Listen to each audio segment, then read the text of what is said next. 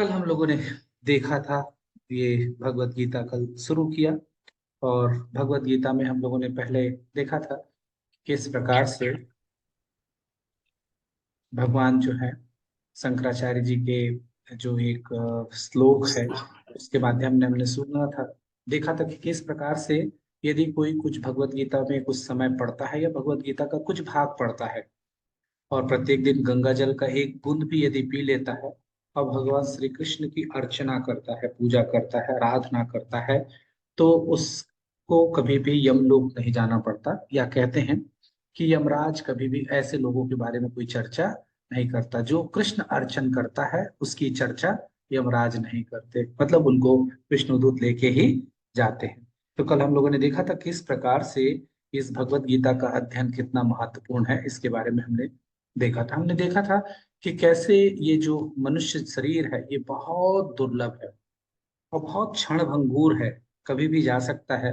तो यदि इस जगत में रहते हुए हम गीता का पाठ करते हैं तो निश्चित रूप से हम वैकुंठ के लोक को प्रवेश कर सकते हैं। फिर हम लोगों ने बहुत विस्तार से देखा था कि भगवान श्री कृष्ण ने अर्जुन को युद्ध के मैदान में गीता का ज्ञान क्यों दिया। तो इसके बारे में हम लोगों ने ध्यान से देखा था और समझने का प्रयास किया था कि चूंकि ये जीवन भी, हमारा जो जीवन है ये एक युद्ध क्षेत्र से कम नहीं है। हम हर चीज के लिए यहाँ पे संघर्ष कर रहे हैं। और जिस प्रकार से अर्जुन विभिन्न प्रकार की समस्याओं से घिरा हुआ था, इस जड़ जगत में भी हम अपने इस जीवन में, मानव जीवन में, पल पल पे हमारे जीवन में भी बहुत सारी समस्याएं हैं। और हम लोगों ने ये भी देखा था कि किस प्रकार से इस निरंतर समस्याओं से कैसे जूझा जाता है और कैसे इस समस्या का समाधान कैसे पाया जा सकता है। तो सब हम लोगों ने ये भी देखा कि किस प्रकार से गीता के ज्ञान से जो अर्जुन विषाद में था, शोक में था, भय में था और बहुत ज्यादा दुख में था, वो उन सब से वो कैसे पार पाया जब भगवान ने उसको गीता का ज्ञान दिया। हमें भी क्या करना है। हम लोग भी समझते हैं कि हमारी समस्या सब खत्म हो जाएगी तब हम गीता पाठ करेंगे, भागवत पाठ करेंगे, मंदिर जाएंगे। इन सब कामों को कब करेंगे? जब हमारी सारी समस्याएं हट जाएंगी। लेकिन यहाँ पे अर्जुन के माध्यम से भगवान बताते हैं युद्ध के क्षेत्र में, इसलिए बता रहे हैं कि हमारी समस्याएं कभी भी अंत नहीं हो सकता, समस्या का अंत हो ही नहीं सकता। इस जड़ जगत में है तो यहाँ समस्याएं होती ही रहेंगी। इन समस्याओं को हम हल कैसे कर सकते हैं? तो भगवत गीता के पाठ से। तो हमारे मन में ये विचार आएगा कि भगवत गीता के पाठ से मेरे जीवन में आने वाला कष्ट कैसे दूर? नहीं, कष्ट तो वही के वही रहेगा, केवल उन कष्टों को कैसे हल करना है वो हम सीखते हैं।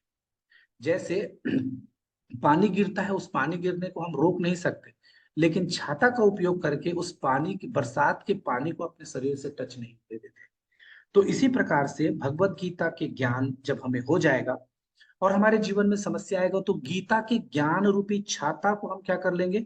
खोल लेंगे। और जब हम ऐसा करेंगे तो ये जो समस्या रूपी वर्षा का जल जो है वो हमें छू नहीं पाएगा। कैसे? एक छोटा सा कि हम घर से बाहर निकलते हैं और बहुत सारे छोटे छोटे पत्थर हैं और पत्थर से पैर लगता है और पैर दर्द होता है। तो ये समस्या है, हम सारे पत्थरों को सड़क से नहीं हटा सकते, तो हम क्या करेंगे? हम चप्पल पहन लेंगे। लेकिन किसी को ज्ञान ना हो चप्पल पहनने का तो बेचारा कैसे पहने? तो जो गीता का ज्ञान है, ऐसी समस्याएं विभिन्न प्रकार की हो सकती हैं, नाना प्रकार की, इतनी इस प्रकार की समस्याएं हो सकती हैं जिनको हम गिन नहीं सकते। लेकिन उन सब का समाधान भगवत गीता के ज्ञान से उनको पार कैसे पाया जा सकता है, ये हम लोग सीख जाएंगे जब गीता का ज्ञान हमारे पास होगा। इसका एक छोटा उदाहरण हम लोगों ने कल लिया था कि जैसे डॉक्टर के पास आंखें हैं और वो ईएनटी स्पेशलिस्ट है, गले में दर्द है, आप जाके देखते हैं। तो जब पढ़ाई नहीं किया है, आप और हमारे जैसा ही आदमी है, तो वो गला देख के बोलता है कुछ नहीं, सब ठीक है।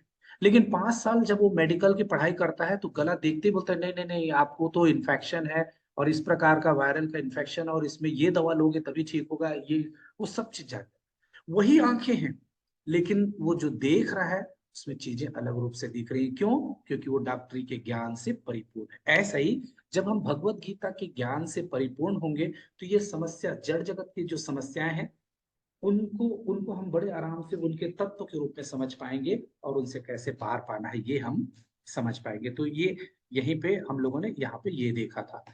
फिर हम लोगों ने देखा था कि श्रीमद् भगवत गीता के अर्जुन को ज्ञान जो है वो 18 अध्याय के 700 श्लोक में एकादशी के दिन में 45 मिनट में सुबह 8 से 9 के दिन एकादशी के दिन दिया था। तो ये हम लोगों ने देखा था कि भीष्म पर्व में भगवत गीता महाभारत के आता है। तो ये इस पे भी हम लोगों ने चर्चा की थी और उसके बाद हम लोगों ने देखा था कि किस प्रकार से ये जो श्लोक हैं उसको भगवान ने जो 700 श्लोक है उसमें से 574 श्लोक भगवान श्री कृष्ण ने कहा है, जबकि 85 श्लोक जो है अर्जुन ने कहा है, उसमें से 40 श्लोक जो है संजय ने कहा है और एक श्लोक धृतराष्ट्र ने कहा है। तो इसको जोड़ेंगे तो 700 श्लोकें होती हैं। तो ये इन सारी चीजों को हमने देखा था और हमने ये भी देखा था कि गीता को कृष्ण द्वैपायन जो महर्षि हैं उन्होंने इसका संकलन किया है। वेद व्यास जी ने कहा जाता है, तो उन्होंने इसका संकलन किया है। आज हम अब शुरू करते हैं कि श्रीमद् भगवत गीता और भगवान कृष्ण में क्या संबंध है। सब लोग को पता है कि भगवत गीता भगवान के मुखार बिंद से आए और कल हम लोगों ने ये भी चर्चा की थी कि गंगा जो है वो भगवान के श्री चरण कमल से निकली है और गंगा के जल का टच या उसमें स्नान करने से या उस जल के एक बूंद को लेने से हम क्या हो जाते हैं, पवित्र हो जाते हैं। हम लोगों ने देखा था कि भगवान के पैर से निकली हुई चीजें इतनी पवित्र हैं, तो भगवान के मुख से निकली हुई चीज में क्या परिवर्तन करने का क्षमता होगा। तो हमने ये भी देखा था कि भगवत गीता जो है वो हम अपने घर में अपने समय के अनुसार अपने स्वभाव अपने अपने अपने जो सुविधा अनुसार हम इसका क्या कर सकते हैं, श्रवण पठन पाठन कर सकते हैं। और इस भगवत गीता के पाठ से हम क्या करते हैं, भगवत जब गंगा का स्नान जो है हमको बाहरी रूप से शुद्ध करता है और हमें पाप से रोहित करता है। लेकिन जब जी हम पाप करेंगे, हम बार बार पाप करेंगे और बार बार स्नान करने जाना पड़ेगा। और कहाँ जाना पड़ेगा, जहाँ के गंगा बहती वहां जाना। लेकिन गीता हमको अपने घर में अपने सुविधानुसार स्थिति पे प्राप्त है। और वो भी कैसे, और वो क्या करती है, वो हमारे हमारे मन को परिवर्तित करने की मादा रखता है, क्षमता रखती है। और उससे होता क्या है, हम पाप करने की प्रवृत्ति से बच जाते हैं। और एक बार गीता का अध्ययन, एक बार गीता का पाठ हमें क्या करता है, जन्म जन्मांतर 84 लाख योनियों से हमेशा के लिए मुक्त करता है। हम हर बार जन्म लेते हैं और हर बार पाप करते हैं और उसको धोने गंगा में जाना होगा। लेकिन कृष्ण का जो ज्ञान भगवत गीता के रूप में यदि हम ले लेते हैं तो हमारा जीवन ही परिवर्तित हो जाएगा। और उस परिवर्तन से क्या होगा, हम पाप करने के प्रवृत्ति से समूल हमारा नष्ट हो जाएगा।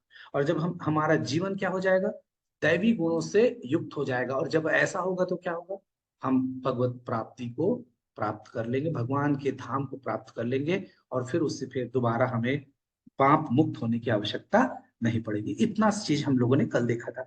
आज हम छोटा सा उसको आगे बढ़ाते हैं। श्रीमद् भगवत गीता और भगवान कृष्ण में क्या संबंध है। आप सबको पता है श्रीमद् भागवतम, जब श्रीमद् भागवतम भगवान श्री कृष्ण जो है वो भागवतम में समाहित हुए थे। जब इस कलयुग में भगवान श्री कृष्ण अपने धाम को जाते हैं तो धर्म कहाँ होगा, तो फिर भगवान श्री कृष्ण बोलते हैं कि मैं भागवतम के रूप में भागवतम में मैं समाहित हुआ। और हम लोगों ने देखा कि किस प्रकार से भगवान के दो पैर, उनके प्रथम और द्वितीय स्कंद हैं, यानी ऐसे बढ़ते बढ़ते उनका मुखमंडल 10वां स्कंद और सिर जो है 12वां स्कंद है। तो इस प्रकार से हम लोगों ने देखा था। आज हम देखते हैं भगवत गीता और भगवान कृष्ण में क्या संबंध है। तो पद्म पुराण के अनुसार से श्रीमद् भगवत गीता, आप सबको पता है भगवान कृष्ण का विश्व स्वरूप है, विश्व रूप है। तो भगवान का जो विश्व रूप 11वें अध्याय में बताते हैं। तो श्री कृष्ण का जो 5 सर है वो भगवत गीता के 5 अध्याय है। और उसके बाद के जो 10 अध्याय है वो भगवान जो 5 सिर हैं, तो 5 सिर से 10 हाथ है। तो भगवान आगे के जो 10 अध्याय है वो भगवान श्री कृष्ण के क्या है, हाथ है। और अध्याय 16 जो भगवान कृष्ण का क्या है, नाभि फोकल है, फोकल है उनके, कमर है, कमर बोलते हैं या नाभि, उसके फोकस पॉइंट को भी बोल सकते हैं। और भगवान अध्याय 17 और 18 भगवान श्री कृष्ण के क्या है, 2 पैर है। तो इस प्रकार से जो 18 अध्याय है वो भगवान से अभिन्न है। जब कभी भी इन इन चीजों को क्यों बता रहा है, प्रभु सीधे श्लोक क्यों नहीं पढ़ रहा है, हम श्लोक पढ़ेंगे लेकिन श्लोक समझ में कैसे आएगा? उनको कृष्ण स्वरूप में देखेंगे तब वो बातें हमको जल्दी से समझ में आएगी, जब उनके महत्व को, जैसे अभी सोना, सोना बहुत उपयोगी है किसके लिए? अच्छा, एक एक छोटी सी बात आगे मैं उसको करता हूँ, अभी टाइम वेस्ट होगा तो इसलिए उस बात को नहीं करता। इन सारी चीजों को मैं आगे कंक्लूड कर दूंगा, आप चिंता नहीं कीजिए। इन सारी चीजों की क्या आवश्यकता है जानने की? केवल ज्ञान के लिए नहीं, इन सारी चीजों से हमारी गीता के प्रति जो रुचि है वो बढ़ेगी। और जब किसी के प्रति हमारी रुचि बढ़ती है, तो जब हम उसका अध्ययन अध्यापन करते हैं तो वो चीजें हमको जल्दी समझ में आती है। इसलिए इन सारी चीजों को जानना जरूरी है। श्रीमद् भगवत गीता ही क्यों पढ़ना है हम लोगों को, और बाकी चीजें? क्योंकि भगवत गीता क्या है? लाइफ मैनुअल है। क्या है ये मैनुअल है। ये आप लोग को ये स्लाइड दिख रहा है ना? दिख रहा है, चलिए। तो जी प्रभु ये जी। हाँ, ये भगवत जी गीता प्रभु, दिख रहा है, दिख रहा है। मैनुअल, लाइफ दिख रहा है मैनुअल। प्रभु। हरे कृष्णा। ये मैनुअल क्या होता है? हम लोग जब कोई टीवी खरीदने जाते हैं, फ्रिज खरीदने जाते हैं, मोबाइल खरीदते हैं, तो हम लोग को कुछ मैनुअल मिलता है, कुछ पुस्तक मिलती है छोटी सी। कार खरीदते हैं, स्कूटर खरीदते हैं, कुछ भी खरीदेंगे तो एक छोटा सा बुक मिलता है, उसको बोलते हैं मैनुअल। उसका वो होती है नियमावली। तो वो टीवी खरीदे और वो मैनुअल, यदि वो मैनुअल क्यों मिलता है, आप में से कोई बताना चाहेगा कि वो गाड़ी के साथ, मोबाइल के साथ वो मैनुअल क्यों मिलता है? प्रभु जी, हरे कृष्ण प्रभु जी। जी मैम। ताकि हम उसको उसके हिसाब से इसको यूज कर सकते हैं, यानी उसमें उस पर्टिकुलर सामान का कैसे यूज किया जाता है वो बताया जाता है। एक्सीलेंट, बहुत सुंदर। तो सब लोग पढ़ते हैं, आपके पास मोबाइल आया तो पहले आपने मैनुअल पढ़ा? जी प्रभु जी। हरी बोल, है ना? वैसे 99% लोग नहीं पढ़ते, उनको बताया जाता है कि ऐसे चलता है, सबको पता है, बेसिक आइडिया है और उसी हिसाब से करते हैं। टीवी आता है तो कोई कोई बच्चा टीवी का मैनुअल नहीं पढ़ता, सीधा रिमोट लेता है, ऑन करता है और उसके बाद वो करते जाता है। हम जब लोग भी समस्या आती है प्रभु जी, तब लोग खोजते हैं उसका आंसर के लिए, तब पढ़ते हैं। बहुत सुंदर ज्योति बात, बहुत सुंदर, एकदम एक्सेलेंट। और यही बात है ना? तो हम लोग आज गीता के पास क्यों बैठे हैं? क्योंकि हमारे जीवन में भी समस्या है। यदि हम गीता को बचपन में ही बच्चों को पढ़ा दें, तो आपको नहीं लगता उनके जीवन में कभी समस्या ही नहीं हो? इसका मतलब है जैसे हम अपने घर इतने सारे सामान लाए और उन सामान के मैनुअल को हमने पढ़ा ही नहीं, जब समस्या आती उसमें हम फंसते हैं, तब उसका उसका उसका निदान खोजने के लिए उसको देखते हैं। और आप बिल्कुल सही बोल रहे हैं माता जी, लेकिन 10% लोग केवल खोजते हैं, बाकी लोग क्या करते हैं, उसको बनाने दे देते हैं, या फिर जो जानता है उससे सीधा पूछ लेते हैं, है ना? जी प्रभु जी। अपने इसमें कुछ प्रॉब्लम आता है, अरे यार मेरे इसमें प्रॉब्लम आ रहा है, कैसे करते हैं? तो जो जानकार है उसको ठीक करता है। तो दोनों तरीके ठीक हैं। जैसे प्रभु जी, हम, एक हमारे ही लोगों के धर्म में ऐसा है, बाकी सब अपने ही धर्म को पहले पढ़ाते हैं। बिल्कुल सही अपने बात है। कुरान को पढ़ाएंगे तो बाइबल को पढ़ाएंगे, हमारा गीता उतना कहाँ पढ़ाते हैं। जी माता जी। BEd तक नहीं पढ़ाते। जी माता जी। माता जी, हम लोग ना फ्री क्लास चालू करना है बच्चों के लिए, लेकिन माँ बाप ना बच्चों को डांट देते हैं, अभी से ये सब काम में लगोगे तो पढ़ाई लिखाई कब करोगे करके, तो उनको डांट अलग देते हैं माता जी। खूब सारे बच्चे हमारी क्लास में जुड़ते भी हैं, लेकिन माँ बाप, पड़ोसी, रिश्तेदार सब डांट के उनको बोलते हैं कि अभी ये समय थोड़ी ना है। तो हम लोग क्यों जुड़ रहे हैं? क्योंकि हमने अपने बच्चों को इसलिए नहीं जोड़ा क्योंकि हम भी नहीं जुड़े थे। यदि हम इस ज्ञान से ओतप्रोत रहेंगे और इसके इसकी दिव्यता का एहसास कर लेंगे, तो हम सब भी अपने बच्चों को जरूर जोड़ेंगे।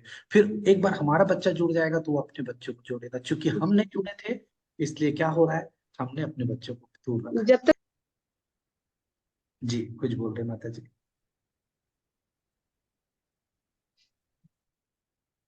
हरे कृष्ण। जब जी जी हाँ जी हाँ, ज्योति मैम। कृष्ण प्रभु जी। जब हम उस रस का अनुभव करेंगे, उसके बाद ही हम बच्चों को वो परोसेंगे। बिल्कुल। तो आज हम लोग उसी के रसपान करने के लिए इस गीता के मैनुअल को पढ़ने जा रहे हैं। हम भले 40 साल 50 साल निकाल लिए, और हम कैसे जी रहे हैं? जैसे हमारे माँ बाप ने जिया है। हमारे माँ बाप कैसे जिए? उनके माँ बाप ने जैसे जिया। हर किसी ने शादी की, बच्चे पैदा किया, नौकरी की, खाए पिए और मृत्यु को प्राप्त किया, और यही हम भी कर रहे हैं। ये एक व्यवसाय की तरह हो गया। एक दुकानदार, उसके पिता दुकानदारी करते थे तो वो भी दुकान में बैठ गया और वो भी दुकानदारी सीख गया, केवल ऐसा हम कर रहे हैं। लेकिन ये सही तरीका नहीं है दुकान चलाने का। हम लोगों को जीवन जीने का भी ये सही तरीका नहीं है। ये लाइफ मैनुअल है। क्यों बोल रहे हैं कि नियमावली है। हमारे जीवन में आने वाले विभिन्न प्रकार के कठिनाइयों से कैसे हम पार पा सकते हैं वो बताएंगे। ऐसा करने से होता क्या है, ये जीवन जीने की कला सिखाता है और बड़े से बड़े विपत्ति को भी ना बड़े सरलता और सहजता से हम उसको क्या कर पाते हैं, पार कर पाते हैं। जैसे एक मशीन के मैनुअल में कैसे स्विच करना, कैसे ऑफ करना है, कैसे विभिन्न प्रकार की चीजें उससे बनेगी। होता क्या, ऐसा करने से क्या होगा, जब हम उसके मैनुअल को पढ़े रहते हैं तो कम समय में हम उससे ज्यादा प्रोडक्टिविटी ले सकते हैं, उसके ज्यादा उपयोग कर सकते हैं। जैसे अभी क्या हो रहा है, हम एक छोटी सी समस्या हुई, थोड़ा सा बुखार आया और पूरा सर उठा, हम पूरा घर उठा लेते हैं और 2-3 दिन तक हम कुछ नहीं करते। लेकिन यदि हम गीता के ज्ञान से परिपूर्ण होंगे, हमको पता होगा कि ये कर्मा का रूल है और ये ऐसा होता है और ये चीज होता है, तो हम उसको बड़े साइड लाइन पे वो काम करते जाएंगे और बाकी काम भी करते चले जाएंगे, तो हमारा टाइम वेस्ट नहीं होगा। और जब टाइम वेस्ट नहीं होगा तो हम क्या होगा, अपने इस जीवन में हम बहुत सारा कम काम कर पा रहे हैं उसको बहुत ज्यादा कर सकते हैं, बहुत ज्यादा प्रोडक्टिविटी, उपयोगिता या हम लोग बढ़ा सकते हैं। तो हम अपनी क्षमता का केवल 1% उपयोग करते हैं, हम अपनी क्षमता का पूर्ण उपयोग कर पाएंगे तो हम बहुत ज्यादा ड्रास्टिक चेंज कर सकते हैं। जैसे कि श्रील प्रभुपाद जी ने अपने जीवन में 80 साल 70 साल की उम्र में विदेश गए और 108 मंदिर करके 6 बार पूरे विश्व का परिक्रमा करके और इतनी बड़ी संस्था खड़ी कर। क्यों कर पाए? वो इसलिए क्योंकि वो लाइफ मैनुअल जानते थे, वो जीवन का उद्देश्य जानते थे। आप और हम में से अधिकांश लोग, हमारे जीने का उद्देश्य ही नहीं पता है कि हम क्यों जी रहे हैं। हम सवेरे खाना खा रहे हैं, क्यों खा रहे हैं? हम मौज करने के लिए सब काम कर रहे हैं, हमें पता ही नहीं कि हमें क्या करना है और इसके बाद कहाँ जाना है ये भी पता नहीं, और हमें क्या करना है ये भी नहीं पता। तो ये सब केवल हम क्यों जी रहे हैं, क्यों खा रहे हैं, क्यों सो रहे हैं, भय मैथुन आहार निद्रा क्यों कर रहे हैं? क्योंकि हमारे माँ बाप ने किया है और यही चार कार पशु भी कर रहे हैं। तो हम में अंतर नहीं है यदि इस मैनुअल से युक्त नहीं। तो हम गीता का ज्ञान इसलिए पढ़ रहे हैं क्योंकि हम इस मैनुअल को जब धारण कर लेंगे तो हम भय मैथुन आहार निद्रा के अलावा हमारे जीवन में और क्या काम करने हैं वो हम जान पाएंगे, या इस शरीर का उपयोग कैसे करना है हम ये सीख जाएंगे। और हम इसी जीवन में, जैसे अभी 84 लाख योनियों से हजारों लाखों जीवन लेने के बाद भी हम भगवान के धाम को प्राप्त नहीं कर पाए या भगवान का दर्शन नहीं कर पाए, हम इसी जीवन में हम क्या हो जाएंगे, इस 84 लाख योनियों से पार पाते हुए भगवान श्री कृष्ण का प्रेम प्राप्त करते हुए, उनका दर्शन प्राप्त करके उनके गोलोक वृंदावन धाम को।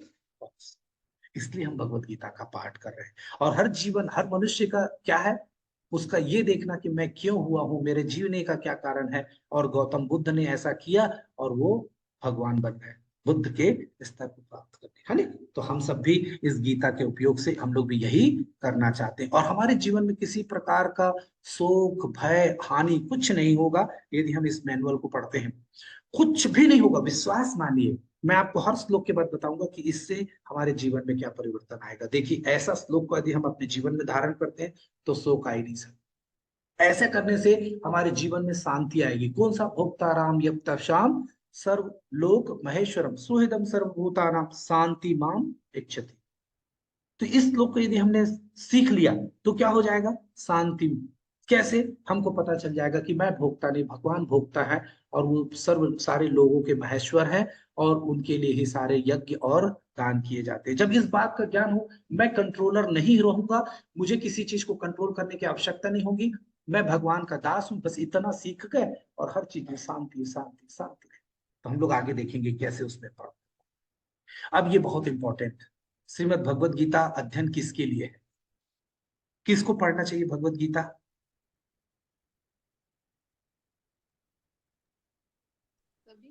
सभी के लिए प्रभु जी। सभी को पढ़ना चाहिए, हम सभी सबको पढ़ना चाहिए प्रभु जी। प्रभु सभी जी, को पढ़ना बच्चे चाहिए। बूढ़े सभी लोग। भगवत गीता कौन सा शास्त्र है प्रभु जी? भगवत गीता भगवद गीता उपनिषद है माता, गीतोपनिषद गीतोपनिषद शास्त्र। शास्त्र है। हाँ, गीतोपनिषद है, शास्त्र नहीं है। ये उपनिषद है, अलग प्रकार का। ये इसको बोलते हैं, जैसे वेद है, पुराण है और ये उपनिषद है, तो ये उपनिषदों का गुरु है, उनका कंबाइंड फॉर्म है। 108 उपनिषदों का संग्रहित रूप है ये गीतो, इसलिए इसको बोलते हैं गीतोपनिषद। तो इसको किसको पढ़ा जाता है? अच्छा, एक एक प्रश्न है आप लोगों के लिए।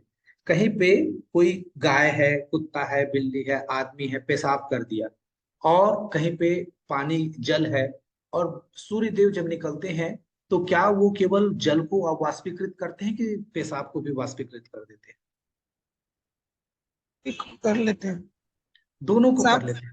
उनके दोनों लिए किसी का कोई फर्क नहीं है। कोई फर्क नहीं, लेकिन उसके बाद फिर सूर्य देव। हरे कृष्णा प्रभु जी। जी उसमें प्रकृति किसी प्राणी या चराचर छूड़ के साथ भेदभाव नहीं करता, उनकी नियम जो है सभी के लिए बराबर है। बराबर है नहीं। और ये भी सूर्य देव जब पेशाब को वाष्पीकृत करते हैं तो सूर्य में कोई प्रभाव नहीं पड़ता उसका, उसको शुद्ध करते हैं और खुद अपने आप को उससे अपने इसको अछूत रखते हैं। गंगा जल हो और ये सब वाष्पीकृत होते हैं और वापस बह के फिर वापस इस धरा धरती पे आ जाते हैं। इसमें सूर्य का कोई, उसमें कोई कलुषित नहीं होता। पेशाब में बहुत सारा कलमस है और गंगा जल में कोई कलमस नहीं है, लेकिन दोनों के लिए सूर्यदेव समान रूप से क्या है, प्रभावी है। वैसे ही भगवत गीता का अध्ययन भक्त और अभक्त दोनों को शुद्ध कर देने वाला है। दोनों के हृदय में यदि किसी भी प्रकार की मलिनता है तो सब प्रकार की मलिनता को क्या कर देते हैं, समाप्त कर देता है। और ये गीता जो है वो समझिए सूर्य की तरह तेज है। उसमें भक्त को वो परिवर्तन करे, अभक्त को उनमें उनके उनके छूने से या उनके स्पर्श से या उनके परिवर्तन से गीता में कोई परिवर्तन नहीं होता। तो देख रहे हैं इस सूर्य के साथ गीता की तुलना इसलिए किया जा रहा है, ये केवल उपमा स्वरूप में है, क्योंकि सूर्य तो भगवान की आंखें हैं, है ना। सूर्य और चंद्रमा भगवान की क्या है, आंखें। हम लोग भगवान के ऐश्वर्य में नामक अध्याय में इसका पठन पाठन करेंगे। तो इस प्रकार से गीता बहुत महत्वपूर्ण है। प्रभुपाद जी से एक अब सुंदर एक बात आई कि प्रभुपाद जी से एक बार उसके प्रभुपाद जी अपने शिष्यों के साथ बैठे थे, तो प्रभुपाद जी ने अपने शिष्य से पूछा कि तुमने मेरे जो पुस्तकों हैं, बुक है, उसका अध्ययन किया आपने? तो जो शिष्य है उसने जवाब दिया, हाँ प्रभु, मैं रोज आपकी पुस्तकों को पढ़ता हूँ। प्रभुपाद जी ने फिर से पूछा, तुम मेरे पुस्तकों का अध्ययन करते हो? वो बोला, हाँ हाँ प्रभुपाद जी, मैं आपकी पुस्तकों को पढ़ता हूँ। प्रभुपाद जी बोला, क्या तुम मेरे पुस्तकों का अध्ययन करते हो? अब वो घबरा गई कि ऐसा मैं तो बोल रहा हूँ, फिर प्रभुपाद जी ऐसा क्यों बोल रहे? जी जी प्रभुपाद जी, मैं पढ़ता हूँ। बोले, नहीं, पढ़ने और अध्ययन करने में अंतर है। पढ़ने और अध्ययन करने में क्या अंतर है? जब हम पढ़ते हैं तो केवल पढ़ लेते हैं, उसको अपने जीवन में परिवर्तन नहीं आता उसको पढ़ने से। लेकिन जब हम अध्ययन करते हैं तो पढ़ने के साथ हम उसका चिंतन करते हैं, उसका मनन करते हैं और उसको अपने जीवन में उतारते हैं। इसलिए प्रभुपाद जी बोल रहे थे, पढ़ोगे तो केवल पढ़ लिए। आज तक हम लोग गीता को अपने घर में एक लाल वाले कपड़े में बहुत सुंदर लगा के माथे से टिका के और रख देते थे और बोलते थे एक श्लोक पढ़ना है, तो हम रोज एक श्लोक पढ़ के भगवत गीता को कई बार समझ। लेकिन हमारे जीवन में न क्रोध कम हुआ, न ईर्ष्या कम हुई, न द्वेष कम हुआ और न हमारे किसी भय कम हुआ, है ना। किसी प्रकार का कोई परिवर्तन नहीं आया, क्योंकि वो अध्ययन के कारण। लेकिन हम लोग ये क्या करेंगे, वो हमारे पढ़ने के कारण। लेकिन आज हम क्या करना चाहते हैं, हम भगवत गीता का अध्ययन करेंगे और ऐसा अध्ययन करेंगे कि हर श्लोक का एक एक श्लोक का क्या मतलब है और उस श्लोक का हमारे जीवन में क्या मतलब है, इसको ऐसे समझिए। भगवत गीता में कितने श्लोक हैं? 700 श्लोक है। ठीक है। उसमें 700 श्लोक में अमरेंद्र प्रभु जी बहुत सुंदर बताते हैं। उस 700 श्लोक में पहले श्लोक के ऊपर लिखे, पहला श्लोक बोले और उसके बाद भगवान बोले, जगत पाहुनी माता जी, डियर जगत पाहुनी माता जी, धर्म क्षेत्रे कुरुक्षेत्रे संवेता युयोत्सवा मामका पांडवश्च किम कुरुत संजया। और अनुवाद तात्पर्य ये फिर दूसरा श्लोक जगत पाहुनी माता जी, दूसरा श्लोक जगत पाहुनी माता, तीसरा, चौथा, पांचवा, छठवा, 7। इसका मतलब हर श्लोक किससे संबंधित हो गया?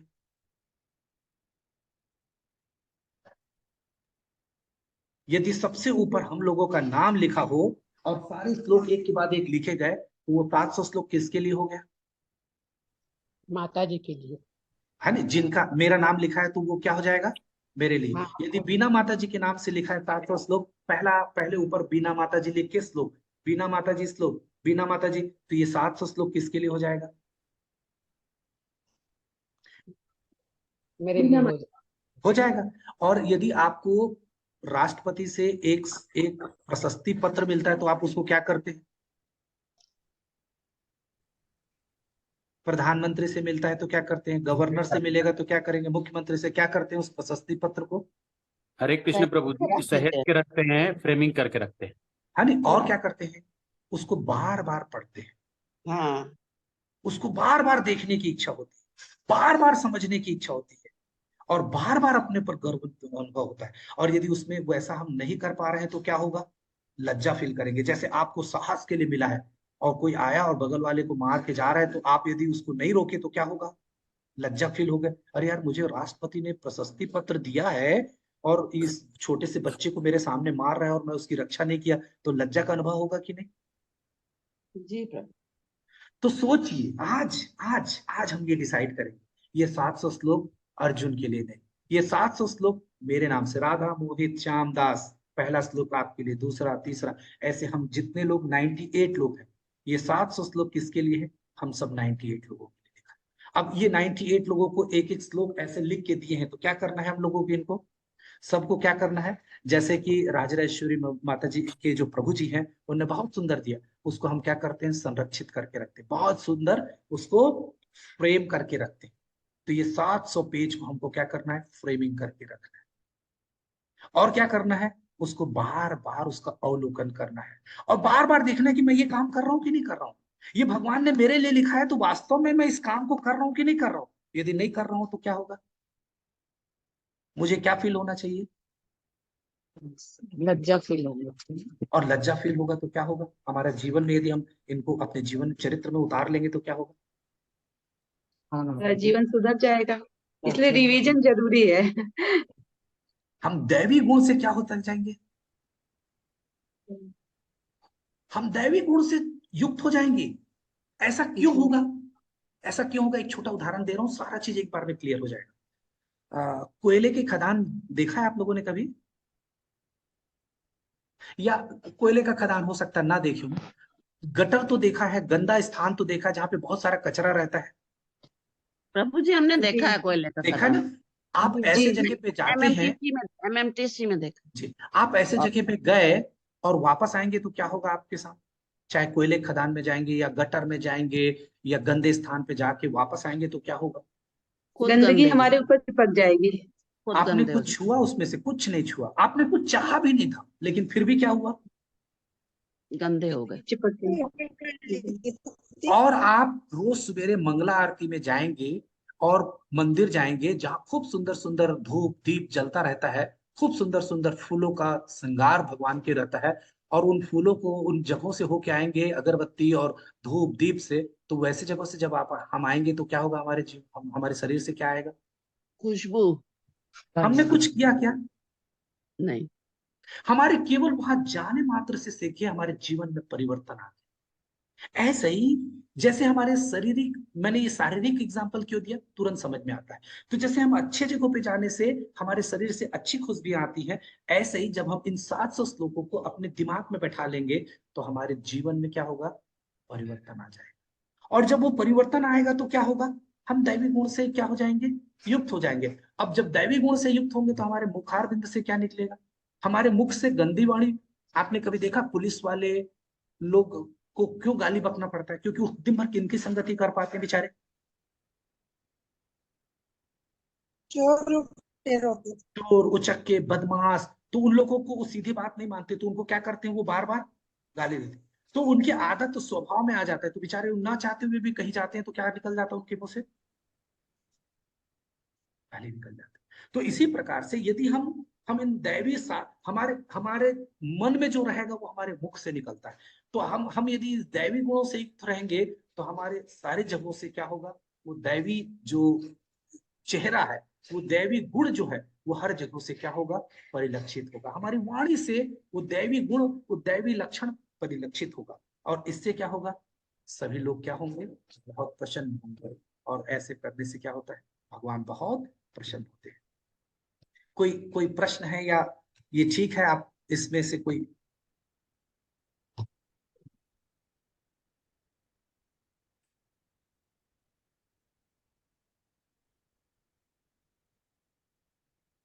कोई प्रश्न है इसमें, ये क्लियर है बिल्कुल। जी प्रभु जी, क्लियर।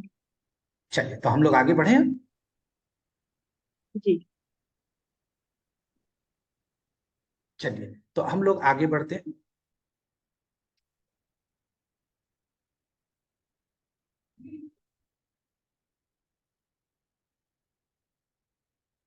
हरे कृष्णा, मेरी आवाज आ रही है ना? जी प्रभु जी। यस प्रभु जी, आ रही। चलिए तो आज एक नए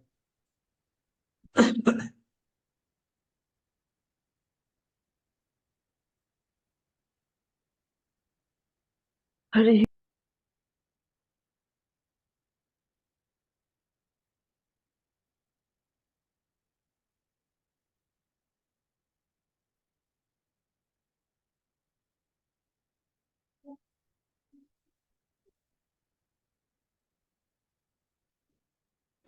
आगे फिर से ये स्क्रीन पे आया सारा चीज, बीच में हैंग हो गया था सिस्टम, इसलिए याद है।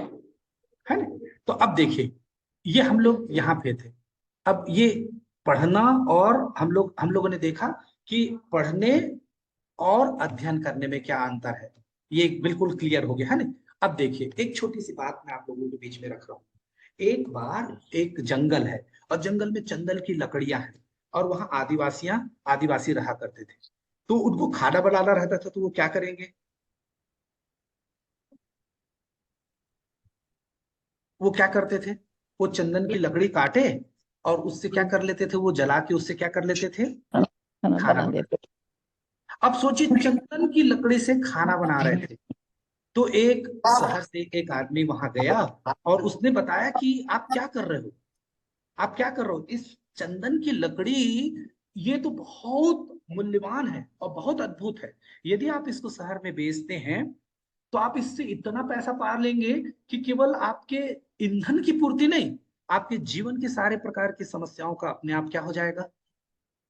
समाधान हो जाएगा। लेकिन चूंकि वो उस ज्ञान को नहीं जान रहे थे, तो वो क्या कर रहे थे? चंदन जैसे मूल्यवान लकड़ी का उपयोग कैसे कर रहे थे? खाना बनाने के लिए कर रहे थे, जिसका उपयोग एक साधारण से लकड़ी को जला के भी किया जा सकता था। लेकिन यहाँ पे वो क्या कर रहे हैं? यहाँ पे वो क्या कर रहे हैं? इतने अच्छी लकड़ी का उपयोग ऐसे कर रहे हैं। हम लोग भी ऐसे ही कर रहे हैं, अपने इस चंदन रूपी लकड़ी का उपयोग है मैथुन आहार निद्रा में लगा रहे हैं। ये शरीर हमारा क्या है? अमूल्य है, हम राजा हैं।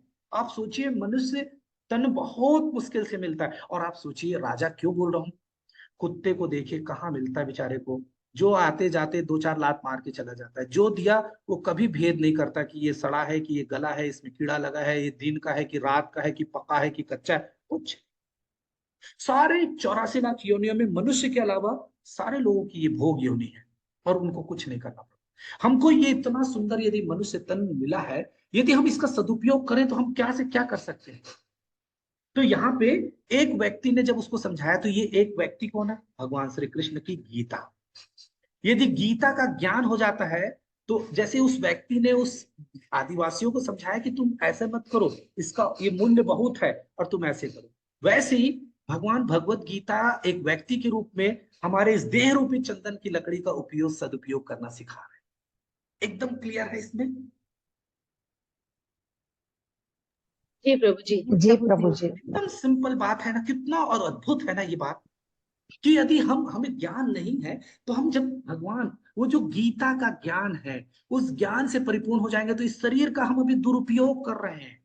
हम इस शरीर का उपयोग भोग में कर रहे हैं, इंद्रिय तृप्ति में कर रहे हैं, और इस शरीर का उपयोग फिर हम किसके लिए करने लगेंगे? भगवत प्राप्ति के लिए, आत्म साक्षात्कार के लिए। तो सोचिए, जो हम 84 लाख योनियों में बार बार जन्म मृत्यु जरा व्याधि में फंसे हुए हैं, इससे मुक्त होकर भगवान के धाम में, विशेष रूप से भगवान की सेवा में हम सब क्या कर सकते हैं? लग सकते हैं, और हमारा जीवन क्या हो जाएगा? हमारा जीवन इससे क्या हो जाएगा? सफल हो जाएगा। अदरवाइज फिर क्या होगा? फिर से नेक्स्ट जीवन में हम हो सकता है भालू बने, कुत्ता बने, बिल्ली बने, छिपकली बने, अपने अपने अंतकाले चा मामेवा। अंतकाल में जो जिस रूप को भाव को पूजेगा, वो रूप में रहेगा, उसको क्या करेगा? उस शरीर को प्राप्त कर लेगा। किसी को बहुत सुंदर बाल की इच्छा है, तो भगवान उसको भालू बना देंगे। किसी को बहुत थक गया हूं यार, सोने की इच्छा है, तो उसको अजगर सांप बना देंगे। चल तू सोए रह, कुछ अजगर करे न चाकरी, सोए रह बस, कुछ नहीं करना। तो अलग अलग शरीर प्राप्त हो जाएगा। तो इस तरीके से हम उस आदिवासी की तरह हैं जिसको कोई ज्ञान नहीं है इस चंदन रूपी शरीर लकड़ी का उपयोग क्या करना है। एक व्यक्ति जो गीता का ज्ञान है, प्रभुपाद जी एक व्यक्ति हैं जो गीता के ज्ञान को हमको देना चाहते हैं, और हम इस चंदन रूपी जो शरीर का उपयोग आत्म साक्षात्कार के लिए कर सकते हैं। तो ये इस तरीके से हम करेंगे। और इससे इससे होगा क्या, जैसे शरीर को साफ करने के लिए हम साबुन और पानी का उपयोग करते हैं, मन को साफ करने के लिए हमको क्या चाहिए, क्योंकि हमारा मन ही खराब है, इसलिए हमें कोई चीज समझ में नहीं आती, हम राग द्वेष में भरे रहते हैं, पड़े रहते हैं। तो यदि इन राग द्वेष से बहुत ऊपर उठना है, और एकदम सरल है, ये है मन के जीते जीत है, और मन के हारे हार। और मन ही क्या है, बहुत शत्रु है, और मन ही बहुत क्या हो सकता है, हमारा दोस्त हो सकता है। जैसे एक चाकू डॉक्टर के हाथ में होता है तो वो क्या करता है, हमारे शरीर से ट्यूमर निकाल देता है, बड़ी से बड़ी बीमारी का भी निकाल के बाहर फेंक देता है, और हमको जन्म जन्मांतर के जो कष्ट है उससे मुक्त कर देता है। लेकिन एक चाकू, वो पैसा लेता है हमसे, जरूर काटने का पैसा लेता है, बोले मेरा शरीर काटा, पैसा दिया, लेकिन ट्यूमर निकाला, दर्द और ज्यादा दर्द में पड़ा, लेकिन उसके बाद हमेशा के लिए ठीक हो गया। और डाकू, चोर, बदमाश क्या करते, वो भी चाकू पकड़े रहते, वो चाकू से हमारा पेट भोग के वो भी पैसा लेते, लेकिन एक ने क्या किया, मुझे मार दिया, और एक ने क्या किया, जीवन प्रदान किया। तो यही मन, ये मन हमारे दोस्त की तरह है। यदि हम गीता का ज्ञान रहेगा तो हम डॉक्टर बन जाएंगे, तो इस मन का उपयोग कैसे करना है हम जान जाएंगे, तो ये हमारा दोस्त बन जाएगा। और यदि हम गीता के ज्ञान से परिपूर्ण नहीं है तो वो चोर, उचक्के, डाकू की तरह रहेगा, और ये मन हमको भोग में लगा देगा, और जो कि हमारा शत्रु होगा, और हम इस जड़ जगत में फिर से जन्म जन्मांतर के इसमें फंसे रह जाएंगे। एकदम क्लियर है? प्रभु जी। जी प्रभु जी। ये गीता का ज्ञान अब हम लोगों ने देखा, और यही सारी चीज को हम जानने वाले हैं, इन्हीं सारी चीजों को हम क्या करने वाले हैं, सीखने वाले हैं। और जब हम इनको नियंत्रित करना सीख जाएंगे, इस मन को, कि इस मन का उपयोग कैसा है, इस मन का काम क्या है, इस मन का उपयोग कैसे करना है।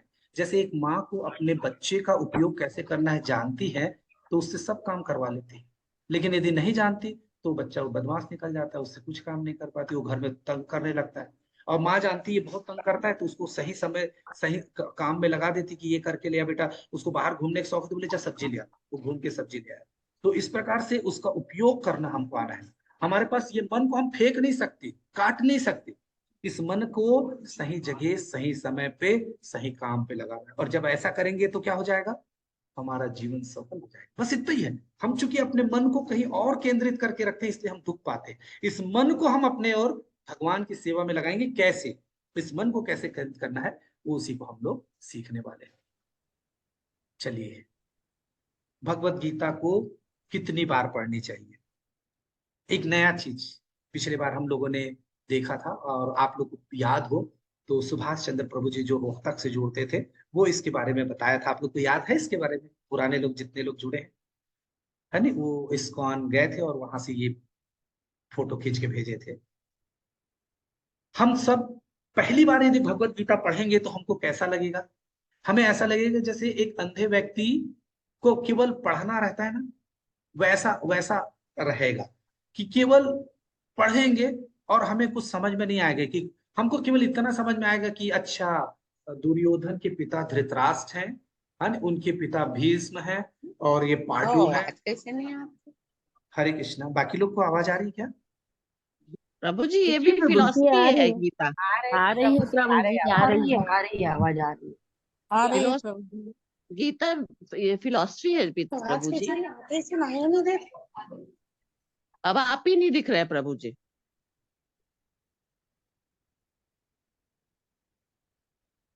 हरे कृष्णा। आवाज आ रही मेरी? जी जी यार। तो आ रही है। तो हमको ये समझ में आएगी कि सुभद्रा कृष्ण की बहन है, अर्जुन अर्जुन अर्जुन अर्जुन अर्जुन अर्जुन की पत्नी है नहीं, अभिमन्यु कौन है, ये सब केवल हम लोग क्या रिश्ता समझ पाएंगे पहली बार। अच्छा, ये इसका भाई, ये इसकी बहन, ये इसका दोस्त, ये इसके गुरु, ये वो, केवल हम पहली बार में ये समझ में आएगा। हम बेसिक चीजों को देख पाएंगे, है ना। लेकिन जब हम दूसरी बार भगवत गीता को पढ़ने जाएंगे तो क्या होगा? हम बस समझ पाएंगे। दूसरी बार में जब हम जाएंगे ना, तो हमारे मन में सवाल जागने लगेंगे कि ऐसा क्यों, अर्जुन ने ऐसा क्यों बोला, तो भगवान ने ऐसा क्यों किया, तो भगवान उसके साथ ऐसा क्यों किए, भगवान इसके साथ ऐसा क्यों किए, तो अर्जुन ऐसे क्यों नहीं किया, तो भगवान लाक्षागृह में ऐसा क्यों, वो सारा चीज हमारे दिमाग में क्या होगा, जागने लगे कि ऐसा क्यों, वैसा क्यों, ऐसा क्यों। और जब तीसरी बार भगवत गीता को पढ़ेंगे, तब हमारे मन में क्या होगा, तब हम धीरे धीरे उसका मतलब हम समझना शुरू कर देंगे। अच्छा, भगवान का मतलब ये था। अच्छा, तो भगवान विदुर के यहाँ क्यों जाते हैं, अब समझ में आएगा। पहले लगेगा भगवान विदुर के यहाँ क्यों खाए, इतना अच्छा तो भोजन दिए थे, वो क्यों नहीं खाए। लेकिन जब हम आगे पढ़ते जाएंगे तो उसका मतलब समझते जाएंगे। अच्छा, तत्व का मतलब ये होता है। अच्छा अच्छा अच्छा, ये गुरु के पास कैसे जाना चाहिए, तो तद्विद्धि प्रणिपातेन परिप्रश्नेन सेव्या उपदेशन्ति ते ज्ञानम ज्ञाननाम तत्वजान दर्शिनम। अच्छा, गुरु के पास ऐसे जाना चाहिए। पहली बार जाएंगे तो गुरु के पास जाना चाहिए, लेकिन जब हम तीसरी बार पढ़ेंगे तो लगेगा अच्छा, गुरु के पास कैसे जाना चाहिए, विनित भाव से जाना चाहिए। तो ये सारी चीजें फिर हमको क्या हो जाएगा, समझ में आने लगेगा। और फिर जब हम चौथी बार गीता का पाठ करेंगे तो क्या होगा, जब हम चौथी बार पढ़ेंगे ना, तो हर पात्र और वो किस मूड में है वो हम समझ में आएगा। दुर्योधन के मन में क्या चल रहा है, अर्जुन के मन में क्या चल रहा है, तब हम उसको समझ पाएंगे। और वास्तविक बताऊं, भगवान की आप सब पे विशेष कृपा है। आप सब लोगों ने इतने सारे पहले पढ़ा है और इतने पुण्य कर्म है कि मुझे पूरा विश्वास है कि हम लोग इस चौथी बार के जो अध्ययन है उस स्तर पे होंगे। निश्चित रूप से विश्वास मानिए कि आप लोगों के इतने पुण्य कर्म है। हम लोग किस भाव से अर्जुन वहां पे खड़ा है, इस चीज को जब हम इस भाव से उस गीता का पाठ करेंगे, दुर्योधन क्या सोच रहा है, अर्जुन क्या सोच रहा है, कृष्ण भगवान यहाँ पे क्या, जब हम इस मनोवृत्ति से अपने आप को पकड़ के रखेंगे, तो देखिएगा गीता का ज्ञान कितने अच्छे से समझ में आएगा, एकदम क्लियर हो जाएगा और चीजें हमारे जीवन में उतरने लगेंगी। हम उनको अपने आचरण में, अपने व्यवहार में लाना सीख जाएंगे। तो इस तरीके से ये बहुत इंपॉर्टेंट पार्ट नहीं है। आती आवाज।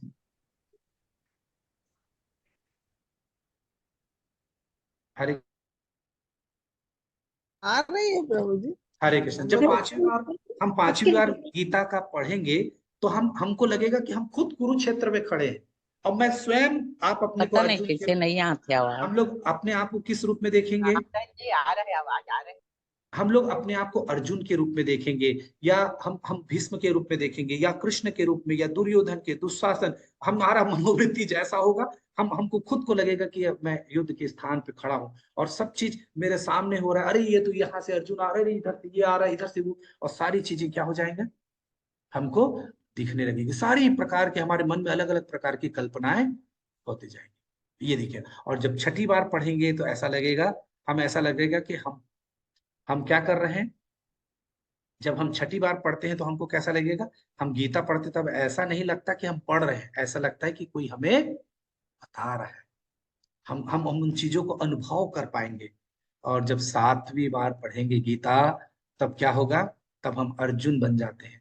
तब हमारे जीवन में ऐसा लगेगा कि भगवान स्वयं मुझे वो सारी बातें बता रहे हैं, मुझे कह रहे हैं, राधा मोहित प्रभु ऐसे करिए, राधा मोहित ऐसे करिए, ऐसे करिए, यहाँ ऐसे करना, यहाँ ऐसे करना। और जब आठवीं बार पढ़ेंगे तो एहसास होगा कृष्ण कहीं और नहीं, हृदय में है। और हर क्षण, हर चीज में हम भगवान को दर्शन कर पाएंगे। और वो, हम जब इन गीता के पाठ को करेंगे तो हम गीता में जीने लगेंगे, और गीता ये 700 श्लोक हमारे चरित्र में उतर जाएगा, और हमारा हर मनोभाव, मनोवृत्ति, हर कार्य, पूरे टाइम हम गीता में ही रहेंगे। और जब ऐसा रहेंगे तो सोचिए क्या स्थिति बन पाती है ना। और ये अद्भुत अद्भुत अद्भुत समय होगा वो, और वही हम लोग लाने का प्रयास इस गीता के माध्यम से खराब करेंगे। तो हम गीता का पाठ करना क्यों चाहते हैं, आप में से कोई बताएगा, हम गीता का पाठ क्यों करना चाहते हैं, गीता क्यों पढ़ना चाहते हैं आप लोग? अपने जीवन को सार्थक बनाने के लिए। जीवन को सार्थक बनाने के लिए। और किसी का कोई? ज्ञान बढ़ाने, कृष्ण प्रेम की प्राप्ति करने के लिए प्रभु जी। कृष्ण प्रेम की प्राप्ति करने के लिए, ज्ञान बढ़ाने के लिए, किसी ने कहा? बढ़ाने के लिए। हाँ, ज्ञान बढ़ाने के लिए। और कोई? प्रभु जी, विचलित मन को शांत करने के लिए। विचलित मन को शांत करने के लिए, ठीक।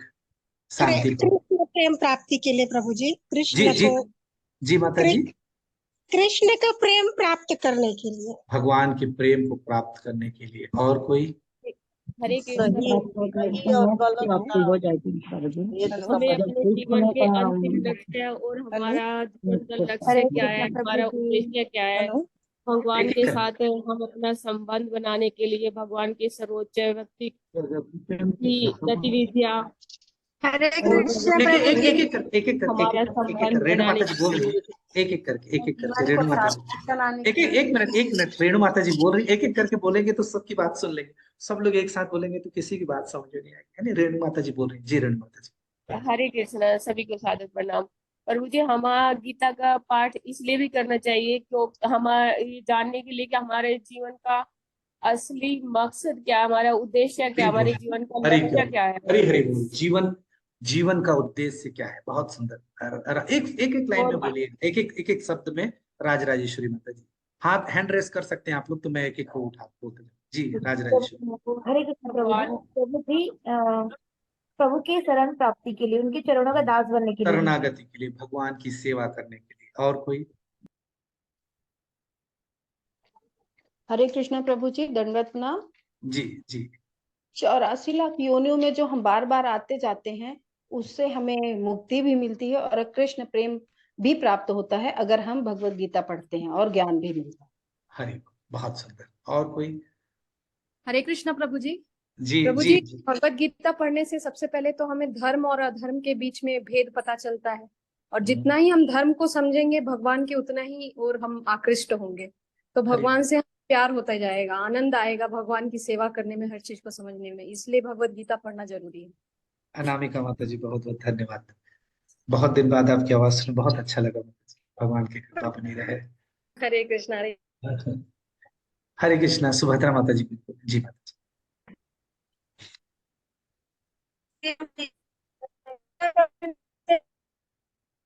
माता जी आपकी आवाज नहीं आ रही है। प्रभु जी, गीता का पाठ करने से मन को शांति मिलती है। मन को शांति मिलती, बिल्कुल सही। और कोई? ठीक है, सुभद्रा माता जी कुछ बोलना चाह रही है लेकिन नेटवर्क नहीं है तो उनकी बात नहीं हम इस सुन। संसार में क्यों आए हैं प्रभु जी? जी जी प्रभु जी। हम इस संसार में क्यों आए हैं, क्या करने आए हैं? हरे ये जाने लीजिए जी। हाँ विनोद हरे प्रभु जी कृष्ण प्रभु बिल्कुल। जी। जी माता हरे कृष्ण प्रभु जी, सादर जी। प्रणाम प्रभु जी। दंडवत प्रणाम माता जी। जी प्रभु जी, सबसे पहले तो भगवान की प्राप्ति तो है ही, भगवान को प्राप्त करना है। और हम गीता पढ़ के, जैसे कोई भी स्थिति में, जैसे सबके पास दुख कष्ट आता है, तो उसको अगर हम गीता पढ़ते हैं तो दुख कष्ट तो आएगा ही, लेकिन उसमें हमारा ध्यान पॉजिटिव की ओर हो चला जाएगा। जो इधर उधर जाता है और उसमें पॉजिटिविटी सहने की शक्ति, सहन करने की शक्ति आ जाती है। जी। समस्याओं से समस्याओं निजात से हाँ, जूझने हम का समस्याओं मादा। से कि हमको दुख जैसे नहीं लगता है, कोई भी परिस्थिति, विषम परिस्थिति। बहुत और भगवान की प्राप्ति तो है ही प्रभु जी। हरि तो हम जीवन दुखी हो जाएंगे तो हम आगे नहीं बढ़ पाएंगे, जीवन वहीं रुक जाएगी, और दुख तो बिल्कुल। लगा ही है। जी जी बहुत सही। हरे कृष्णा। विनोद प्रभु जी कुछ? हरे कृष्णा प्रभु जी। जी जी जी। हरे कृष्णा प्रभु जी। हाँ दीना शरण जी। हमको जन्म मृत्यु जरा व्याधि के चक्कर से छूटने के लिए और कृष्ण धाम की प्राप्ति के लिए गीता का अध्ययन जरूरी है प्रभु जी। हरि हरे कृष्ण। विनोद यादव प्रभु जी कुछ बोल? जी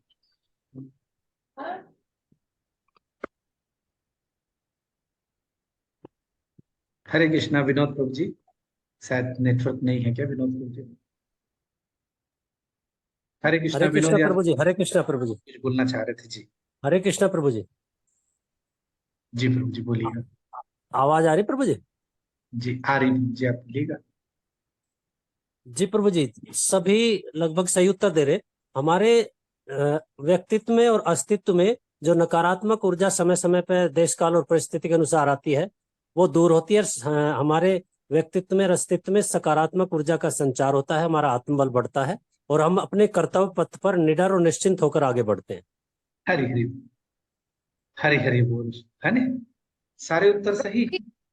हरे कृष्ण प्रभु जी, एक चीज मैं और ऐड करना चाहती हूँ। जी माता भगवत जी। गीता पढ़ने से जो मेरे साथ हुआ वो मैं बता रही हूँ कि पहले मैं हर किसी को भगवान समझती थी, शंकर भी भगवान, दुर्गा देवी भी भगवान।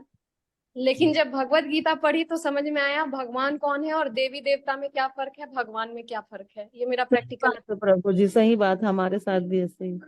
जी। अनामिका माता जी को आप लोग नहीं जानते, आज पहली बार आप लोग सुन रहे होंगे। अनामिका माता जी सलाला में थी, ओमान में रहते थे पहले प्रभु जी और माता जी, अभी नोएडा में है, दिल्ली में। तो माता जी और प्रभु जी बहुत अच्छे भक्त हैं, बहुत अच्छे। माता जी और प्रभु जी जब कभी मैं हम लोग के लिए प्रोग्राम करने के लिए जगह नहीं होता तो हम लोग माता जी के घर बिंदास चले जाते थे। माता जी अपना पूरा 2 फ्लैट 3 फ्लैट बिल्कुल छोड़ के रखती थी, और बहुत सुंदर माता जी बहुत सुंदर प्रसाद बनाते थे।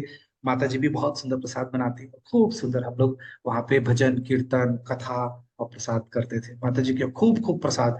और लास्ट टाइम मैं भी गया था तो माता जी ने तो खूब सुंदर प्रसाद, इतना प्रसाद बनवाया था क्या बताएं। खूब सुंदर प्रसाद बना के लाई और खूब सुंदर प्रसादम करते थे। माता जी ने खूब भक्तों को वैष्णवों को खूब प्रसादम दिया है। हरे कृष्णा माता जी, अनामिका माता जी। जी हरे आप तो बहुत अच्छा प्रसाद बनाते थे। हरे। हाँ, विद्या माता जी तो अक्सर सलाला गई हैं। विद्या माता जी के साथ भी हमको जी मौका मिला है, माता जी के साथ अखिलेश्वर जी जी, को। हरे कृष्णा। तो आज समय यहाँ हो बहुत गया, अच्छा लगता था। समय हो गया तो आज यहीं पे विराम देंगे। एक छोटी कहानी 2 मिनट की, जो आप लोगों ने उत्तर दिया है उस सारे उत्तरों में क्या सार निकलेगा आप लोग को निकाल के लाना है। कल ये आप लोग के लिए प्रश्नोत्तरी है। आज मैं उसका उत्तर नहीं बताऊंगा, आप में से कौन सा उत्तर सॉलिड है। मैं एक कहानी बता रहा हूं, उस कहानी के माध्यम से कल आप लोग निर्णय करके आइएगा कि किसका उत्तर सही है। उत्तर सबके सही है, कौन बेस्ट है, मतलब कौन सा सबसे नजदीक है। एकदम छोटा कहानी एकदम शॉर्ट करके बताता हूँ। एक बार एक आदमी बहुत गरीब परिवार से रहता है, और वो छोटा मोटा काम किया करता था, और अपने गरीबी में अपना घर जो है गुजर बसर किया करता था, छोटे छोटे काम करके। लेकिन बहुत उसके पास स्किल बहुत था, ज्ञान मतलब काम का जो तरीका बहुत अच्छा था।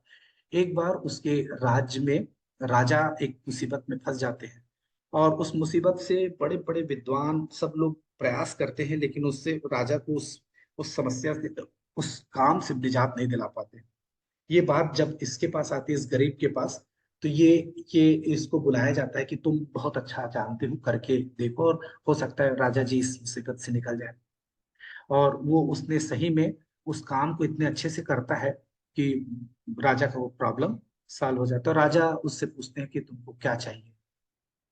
तो बोले कि तुमको सोने की असरफियां चाहिए, घोड़े हाथी चाहिए, खेत खलिहान लगान चाहिए, जो चाहिए मांग लो, मैं तुम्हारे काम से बहुत प्रसन्न हूँ, तुम जो बोलोगे मैं तुम्हें वो सब कुछ देने को तैयार हूँ। वो व्यक्ति बोलता है कुछ नहीं चाहिए। राजा बोले नहीं, तुमने मेरा इतना मदद किया है, तुम्हें कुछ तो करना ही चाहिए, तुम्हें कुछ तो मुझे देना ही है। तो बोले आप देना नहीं चाहता, मैं कुछ लेता नहीं, मैं चाहता हूँ कि केवल आप मेरे यहाँ खाना खाने आ जाइए। और तो राजा बोले ठीक है, और घर आ जाता है। घर आया, घर आके बताया, माता जी मतलब जो पत्नी थी बहुत नाराज हुई। बोले वास्तव में तुम मूर्ख के मूर्ख ही हो। वो भले कितना अच्छा, बोले राजा को खाना के राजा से कुछ लेके आना चाहिए था, एक आध जमीन ले लेना था, लगान का वो ले लेना था, कोई पद ले लेना था, कोई सामान ले लेना था, हमारा जीवन सुखमय हो जाता। तुमने लेने के बजाय देने की बात कर दी। अब उस राजा को देंगे कहाँ से, उसके खाने के लिए अलग व्यवस्था करनी पड़ेगी। मोहल्ले वाले भी आके खूब सुनाए, खूब सुनाए, बोले तुम सही में पागल। वो व्यक्ति शांत रहता है, हो गया, अब बोले हो तो गया, अब क्या करूं, मेरा तो आदत ही ऐसा है। हो गया, 2 4 5 दिन हो गया। फिर राजा के जो पूरा जो सेनापति उनका मंत्रिमंडल आ गया। बोले वो आदमी कहाँ रहता है, बोले यहाँ पे रहता है। तो बोले उसका घर देखिए, तो बोले राजा को यहाँ पे कैसे बैठाएंगे। तो बोले ये मोहल्ले तक आना ही बहुत मुश्किल है, तो पहले तो मोहल्ले का रोड बनाए। जैसे प्रधानमंत्री को बुला लिया जाए तो क्या होगा, प्रधानमंत्री ऐसा थोड़े ना कूड़ा करकट आपके अगल बगल पड़ा है तो आएंगे। सबसे पहले क्या होगा, कूड़ा करकट हटाएंगे। वहां तक रोड नहीं है तो क्या हो जाएगा, रोड बनाए, लाइटिंग हुआ, पास पड़ोस सबके घर को रंग रोगन किया गया, सबका पूरे मोहल्ले के घर को रंग रोगन किया गया। इनके घर कहाँ बैठेंगे, तो इनका घर ठीक नहीं था तो घर को तोड़ के पहले उसका घर बनवाया गया। फिर सोफा और जिसमें बैठेंगे उसकी पूरे घर की व्यवस्था की गई, सारा सामान आलिशान कर दिया गया। अब क्या बनेगा, खाना क्या खाएंगे, उसके लिए क्या हुआ, पुरोहित आए गए और पूरा सामान से उसको वहां भर दिया गया। अब बताइए, वो बुद्धिमान था, देखने में वो कैसा लग रहा था, मूर्ख, लेकिन वास्तव में कैसा था? उसने ज्ञानी था प्रभु जी। न केवल अपना जीवन, अपने पास पड़ोस मोहल्ले रिश्तेदार सबका, उनके पहनने ओढ़ने, राजा आएंगे तो थोड़ी ना वो फटे कपड़े में उसके सामने खाना परोसेंगे, तो उनके लिए कपड़े, उनके लिए वस्त्र, उनके लिए गहने, सारी चीजों की व्यवस्था की गई। सारा चीज देखिए, हम भी अपने जीवन में क्या चाहते हैं ये हमको सोचना है। हम तो बहुत छोटी छोटी चीजें मांगते हैं। यदि जमीन मांग लेते 10-20 साल चलता, उसके आने वाले बच्चों को फिर से करना पड़ता है ना। जी जी। तो हमें क्या मांगना है, हमें क्या करना है, हमारा जीवन कैसे होना चाहिए, हमें क्या करना है। देखिए, ये कहानी बताने का एकमात्र उद्देश्य गीता पाठ के समय अपना मनोवृत्ति कैसे रखना है। कल इस पे आगे चर्चा करेंगे, आज समय हो चुका है। हरे कृष्णा, सभी को दंडवत प्रणाम। हरे कृष्णा प्रभु जी। सुदामा जी भी ऐसे मिला उनको गोविंद से जी माता मिलने जी, के बाद। जी जी प्रभु। प्रणाम हरे प्रभु जी, हरे कृष्णा। दंडवत प्रणाम। हरे कृष्ण, सादर प्रणाम प्रभु जी, माता जी।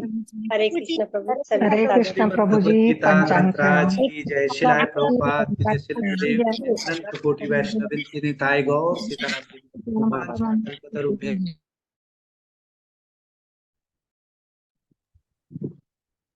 हरे कृष्णा प्रभु जी, प्रणाम। हरे कृष्ण प्रभु जी, सादर प्रणाम। वाञ्छाकल्पतरुभ्यश्च च पतितानां पावनेभ्यो वैष्णवेभ्यो हरे कृष्ण प्रभु जी, प्रणाम। अनंत कोटि वैष्णविंद की जय। निताय गौर सीताराम जी। कुछ पूछना था मुझे हरी है। जी प्रभु जी। जी माता प्रभु जी, मुझे कुछ पूछना था ये बुक के बारे में। जी हेलो प्रभु जी। जी जी माता जी, पूछिए। अब मेरे पास बुक नहीं प्रभु जी, ये बुक कहाँ मिल जाएगा? बुक आप एड्रेस दे दें, हम लोग कोशिश करेंगे आपको भेज दें। या आप अभी कहाँ ये हैं? बलौदा बलौदा बलौदा। बलौदा में है माता जी, नैला जांजगीर में मिल जाएगा। जी जी जांजगीर जी में मिल प्रभु जी। जाएगा।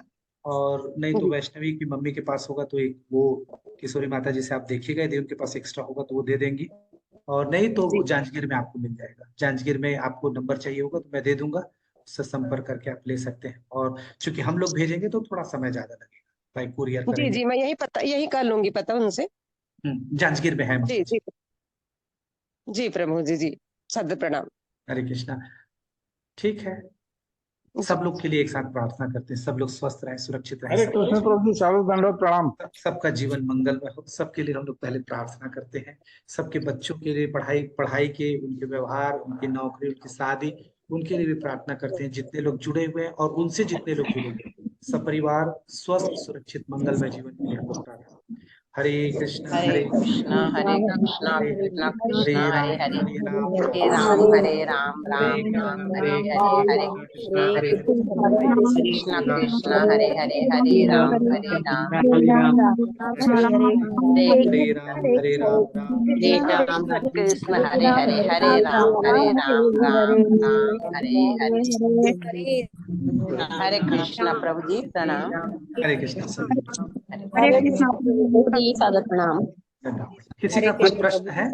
जो लोग लीव करना चाहते हैं लीव कर सकते हैं। और किसी का यदि कोई प्रश्न है? प्रभु जी, मेरा एक प्रश्न है प्रभु जी। जी जी ज्योति माता जी। प्रभु जी, जैसे अभी एक माता जी ने बताया कि उनको अब वो ज्ञान हो गया है कि सारे देवी देवता अलग हैं, और जैसे उन्होंने बोला कि जैसे और भी भगवान जी अलग हैं, तो मुझे इसके बारे में थोड़ा नॉलेज चाहिए था कि उनको क्या अनुभव हुआ, क्योंकि मुझे तो अभी नहीं समझ में आया। हाँ, अभी थोड़ा दिन आप क्लास में जुड़ते रहिए माता जी, हम लोग इस पर चर्चा अच्छा, करते हैं। ठीक है ठीक है। समय समय पे वो ज्ञान आपके लिए ठीक होगा। माता जी आप कहाँ से हैं? मैं प्रभु जी, मैं ओमान में रहती हूँ। तो सन्नू माता जी ने आपका नंबर हाँ दिया हाँ था। हाँ, अच्छा अच्छा अच्छा, ठीक ठीक ठीक ठीक ठीक ठीक। नगीना माता जी? हाँ, वो मेरी मम्मी है। हम जी वैसे जी बनारस से हैं। जी जी अभी मैं तो मस्कट में रहती हूँ, ओमान में। जी जी जी। मस्कट से एक और है अखिलेश प्रभु जी, वो भी बहुत अच्छे लोग हैं, बनारस में रहते अच्छा। हैं। महेश प्रभु जी कुछ पूछ रहे हैं। जी महेश प्रभु जी का कुछ। हरे कृष्ण प्रभु जी।